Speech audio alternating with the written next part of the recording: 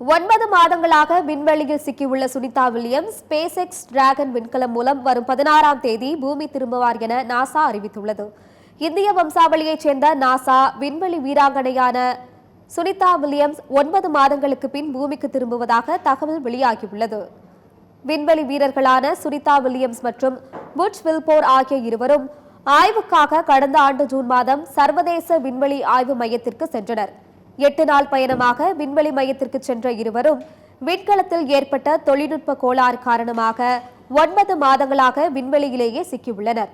இந்த நிலையில் மார்ச் 16ஆம் தேதி ஸ்பேஸ் எக்ஸ் டிராகன் விண்கலத்தில் இருவரும் பூமிக்கு அழைத்து வரப்படுவார்கள் என்று நாசா திட்டவட்டமாக அறிவித்துள்ளது.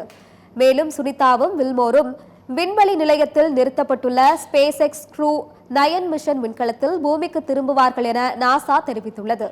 அதிலும் குறிப்பாக நாசா விண்வெளி வீரர் நிக் ஹேக் மற்றும் ரஷ்யாவின் அலெக்சாண்ட்ரோ கோர்புனோவ் ஆகியோரும் சுனிதாவுடன் பூமி திரும்பு பயணத்தில் இணைவார்கள் எனவும் இருவரும் க்ரூ 9 மிஷன் மூலம் நிலையத்தை அடைந்த நிலையில் மார்ச் 16 அன்று நால்வரும் ஒன்றாக பூமி திரும்புவார்கள் என புதிய தகவல் வெளியாகியுள்ளது.